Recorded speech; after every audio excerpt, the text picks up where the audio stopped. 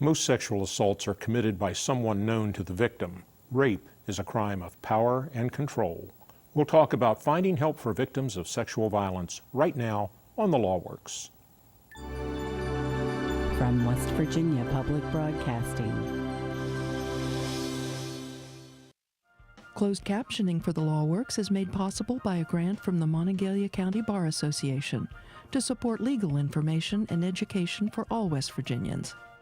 The Law Works is made possible by major grants from the West Virginia Attorney General and from Software Systems Incorporated, a West Virginia company established in 1975, which provides high-end support services, programming, and consulting for county government AS400 mid-range computer systems, as well as PC-based systems, and by a grant from the West Virginia Bar Foundation.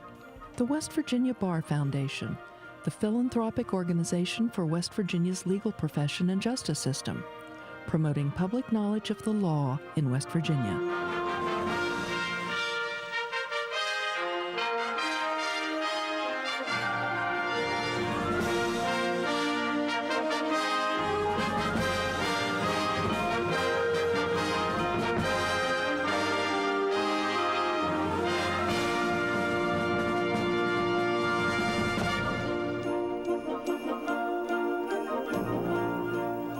Rape crisis centers provide free and confidential counseling to victims, whether it is immediately following the assault or years later. My guest is Nancy Hoffman, the state coordinator for the West Virginia Foundation for Rape Information and Services. Nancy, thank you for joining us this afternoon. Thank you for having me. Let's start with the very basics. What is rape? All right. Rape is a form of sexual violence, and it is the most personal form because it involves some kind of penetration, whether it's vaginal, anal, or oral. Sexual violence is a pretty broad spectrum of crimes, sex crimes, and it can be what we call hands-off crimes or hands-on crimes. Hands-on would be some kind of touching involved, which includes rape. It includes sexual contact, fondling, molestation. Or it could be a hands-off crime, which people don't necessarily think that much about: sexual harassment, voyeurism, peeping toms, those kinds of crimes.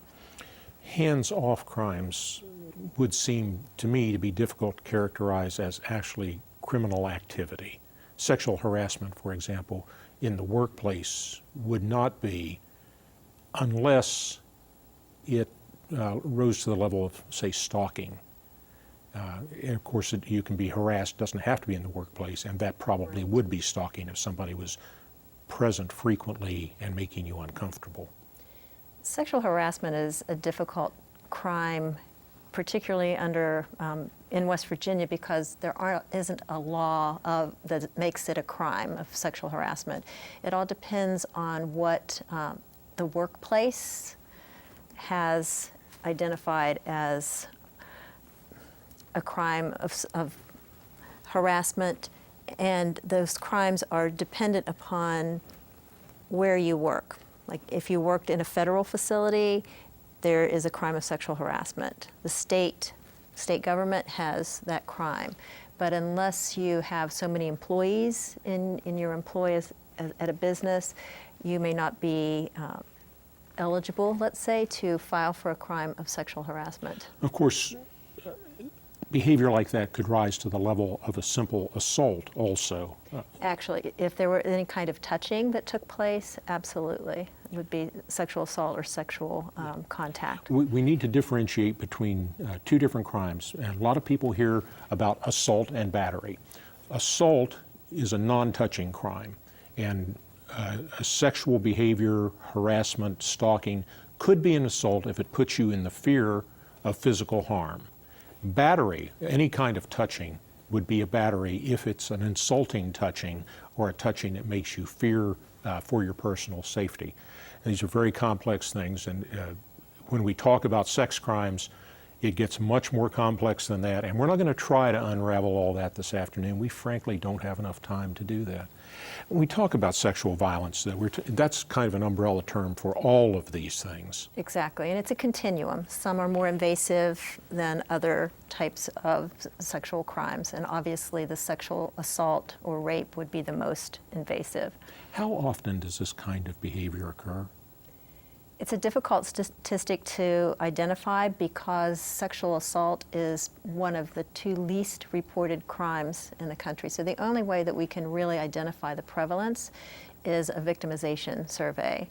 And one of those surveys was actually done in West Virginia in 2008 by the West Virginia Department of Health and Human Resources.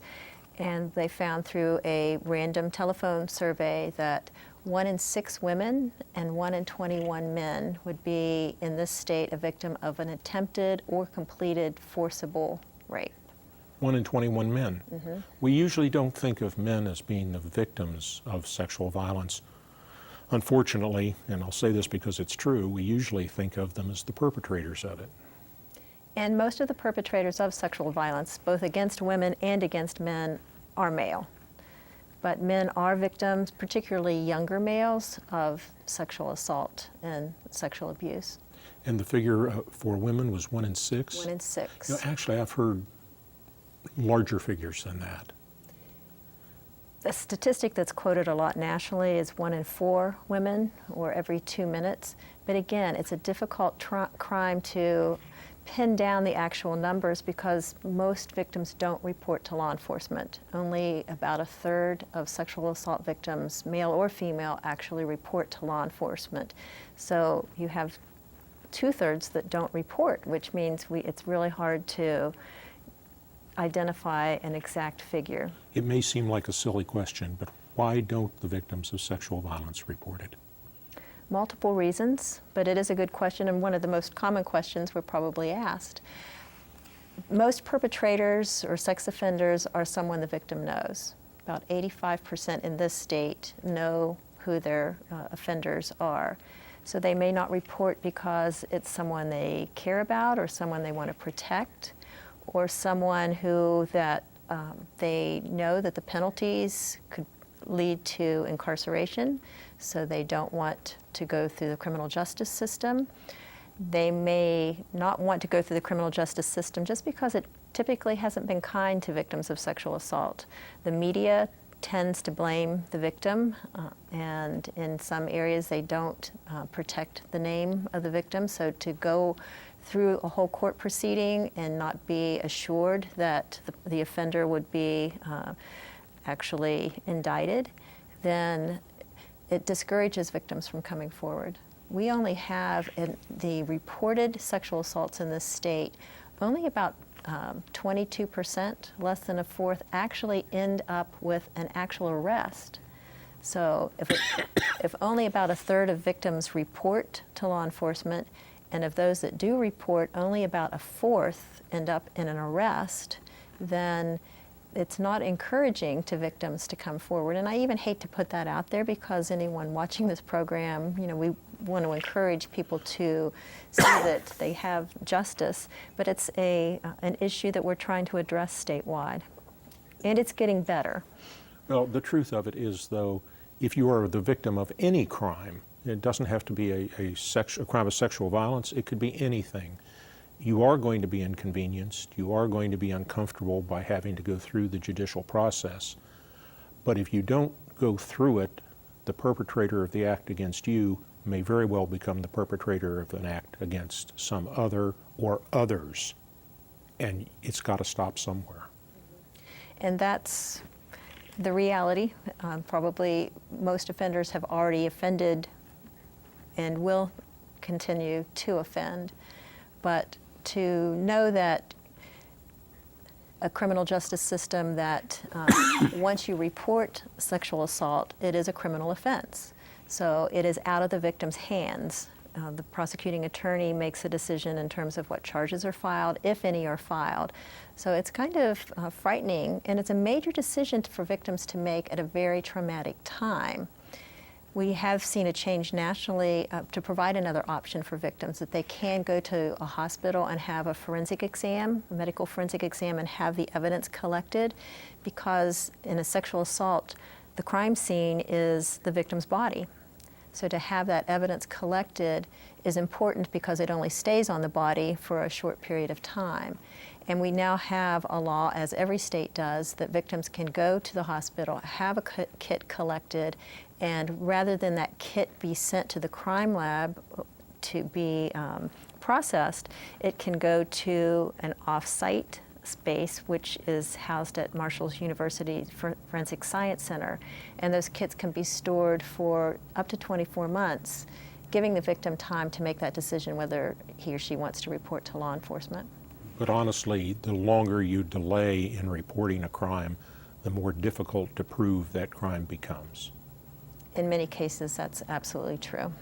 I'm kind of interested in your comments about a person maybe doesn't want to report this crime because the perpetrator will end up in jail, or the perpetrator maybe has promised to do better in the future, something like that.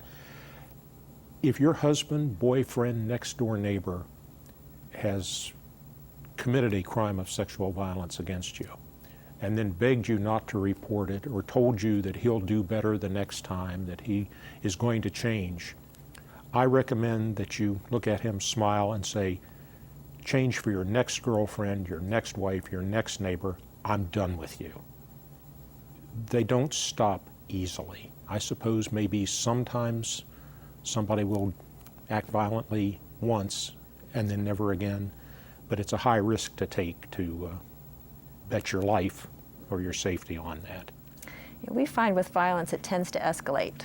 So that's true in domestic violence as well as in sexual assault as well. Just understanding why people offend provides some answers, I think, to that, because sexual assault is an issue of power and control. So you're not going, it's just like if I were going to be a robber and burglarize someone's home, I'm not going to pick the house that has the security sign out front and the mean dog in the yard. The lights on inside. Exactly. And the people are home. I'm going to pick which house that I have the most likelihood of being successful. And that's what we find with sex offenders. They tend to target someone who they think is not going to tell, who's going to be the most vulnerable, and who they'll get away with it with. What are the circumstances under which sex crimes are committed? Can you be a little more specific there? Well, I suppose it's broad. If most crimes like this are committed by people the victim know. Okay. But I also see situations, particularly on college campuses. Okay. We used to call it date rape. I think that's a term that's falling out of favor now. Mm-hmm. But a young woman will go out, put herself in a position of jeopardy, and end up getting raped. How does that happen? What should she do to avoid that? Sexual assault occurs in so many different settings, and that's why it's a difficult question to break down. On college campuses, often alcohol and drugs are involved, both with the perpetrator and the victim. So that is what we see. They actually had identified at one point what they called the red zone for college students, those first 6 weeks when they're on campus, where you might have a new student, someone who obviously is very young. It may be her first time away from home. She isn't used to living away from home, much less being in situations where making decisions of going out late at night or going to a party. And there was a study done by David Lisak with offenders, particularly on college campuses, and they said that they had a grooming process where they would pick and target the student they thought was the most vulnerable. Someone who liked the attention, someone who was very trusting and innocent, might be invited to a party, and then they would take her to a party and have alcohol there, encourage her to drink a lot of alcohol, and then take her off to an identified room where they would have sex with her. Sounds like something out of an Animal House. Mm-hmm. And you see that over and over and over again. Because yes, someone likes the attention, but if they're not aware of what their alcohol limits are, or weren't aware that someone who was kind to them for a couple weeks and showed them around campus and took interest in them and showed them where different resources were in the community for groceries and laundry and those sorts of things, and then after they have groomed them a little bit and actually gained their trust, then they took advantage of them. And we see that on college campuses. We see that with younger children, for example. Most of the sexual assaults reported in West Virginia, 2/3 are minors. And when you think about how the Sandusky case took place at Penn State, where you have young children, in those cases males, who were trusting an adult who was, they thought was taking care of them and looking out for their best interests, and takes advantage of them, then it makes sense that they're afraid to tell, they don't know who to tell, they don't know that anyone would believe them if they did tell, and they do some blaming of themselves of, I shouldn't have gone with them, I shouldn't have been drinking, I shouldn't have done some of those behaviors that led up to that. But that's where we always say that it's never the victim's fault, because truly the penalty for bad judgment in some situations shouldn't be rape. Still, and I've been a prosecuting attorney, I've been a defense attorney for 36 years now.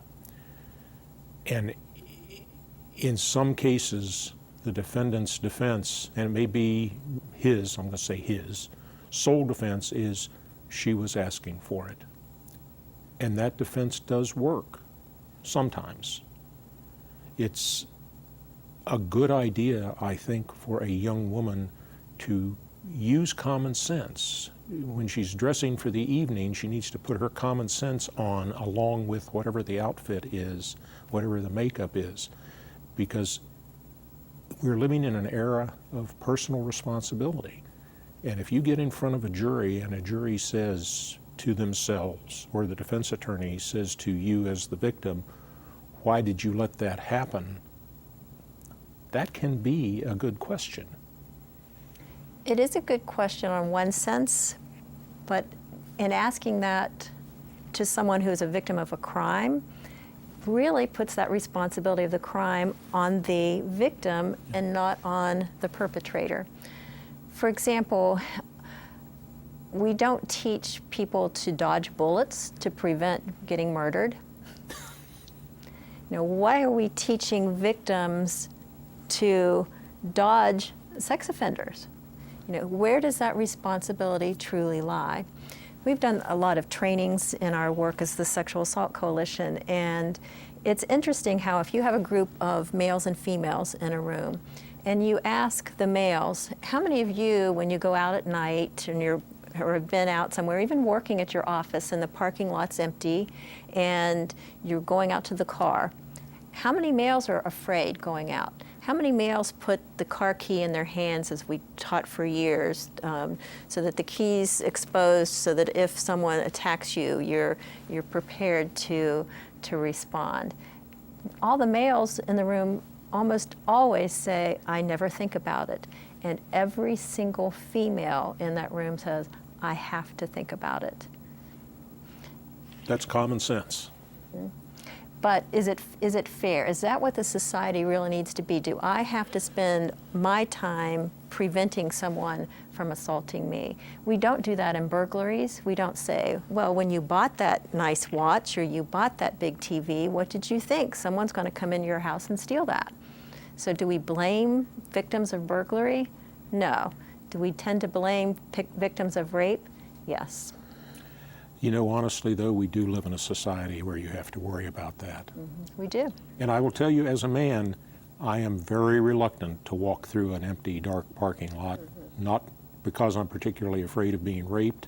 I'm afraid of being assaulted in other ways, my wallet taken. I look around corners, and I may very well carry my keys in my hand.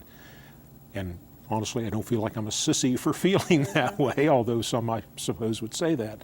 But you do have to take care of yourself. We don't train people to jump out of the way of the bullet, but shouldn't we be training them to look for the gun and stay out of situations where the bullet might be coming at them, to go other places and to do other things? And that's what I mean, particularly we talk about a college campus where young people who are vulnerable are present. I would encourage them not to look like they're looking for sex when they go out in the evenings. And that's a hard thing to say because so many of them are. Well, and that's just the dress, that's just the popular style right now. When we look at prevention, we're really looking at two areas. We're looking at preventing perpetration and risk reduction with victims. And so those kinds of scenarios of looking at carrying your keys would be a potential risk reduction. But as you, I'm sure, would feel going out into a parking lot, that key is not going to prevent someone from attempting Or an assault. assault. Up behind Yeah, you or it's- something like that. It's just not. Well, let's talk about the practicalities of it. If a person is assaulted in this context, what should she do? Okay. First of all, I want to circle right back to that one comment about dress. Is that a risk reduction? We don't know, because studies that they have done with sex offenders in prison, most of them said they don't even remember what she was wearing because they had already planned that assault. So to think that it's what someone's wearing negates what most offenders tell us is that it wasn't what she was wearing. I think in terms of prevention, what we can look at in risk reduction is trying to always stay with a friend or a buddy that you trust until you really know that other person. We look at the whole issue of drug-facilitated sexual assault, where alcohol is involved or drugs in about 75% of sexual assaults.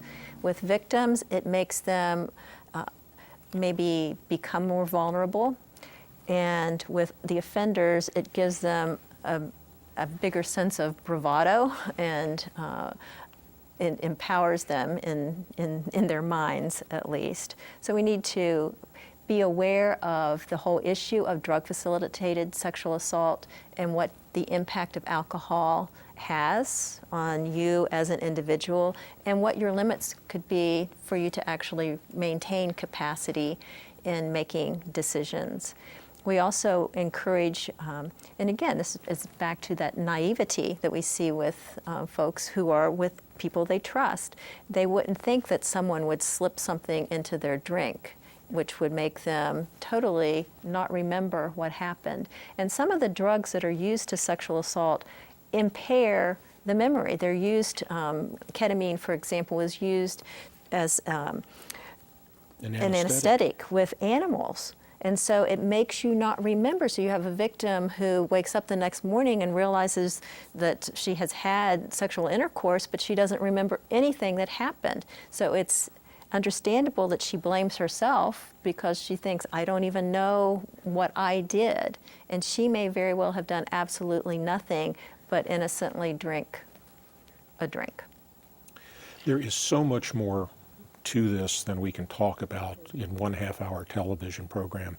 So I want to give you a couple of sources of information. The first is the West Virginia Foundation for Rape and Information Services web address. It is www.fris.org, fris.org. There is a wealth of information there, including how to get help. Various places around the state there are shelters, there are information services that can help you. Also, if you can't remember anything else, write this down, stick it on your telephone. It's the telephone number for the National Sexual Assault Hotline. That number is 1-800-656-HOPE, 656-HOPE, or 4673. You can get that number off the FRIS website, put it on a sticker, put it on a piece of paper, write it down, remember it. Nancy Hoffman, thank you very much for being with us. Thank you. Thank you also for being with us. On behalf of the Law Works, I'm Dan Ringer. Good evening. If you would like to suggest a topic for a future The Law Works show, or if you're a school teacher and would like to receive a DVD of this show for classroom use, send us an email to thelawworks@comcast.net or visit us on Facebook. On the Law Works website at thelawworks.org, you'll find a listing of recent The Law Works programs, additional information about this show's topic, and video of this and recent shows. You can also find the Law Works programs on YouTube and iTunes. The Law Works is produced in cooperation with the Office of the West Virginia Attorney General, the West Virginia Bar Foundation, the Mountain State Bar, the Monongalia County Bar Association, and the West Virginia University College of Law.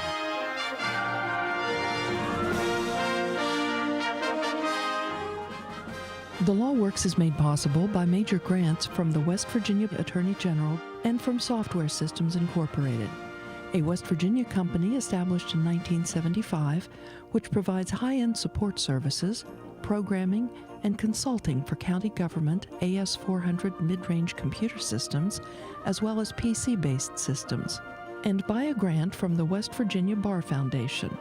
The West Virginia Bar Foundation, the philanthropic organization for West Virginia's legal profession and justice system, promoting public knowledge of the law in West Virginia. Additional support for the Law Works is provided by the West Virginia Supreme Court of Appeals. From West Virginia Public Broadcasting,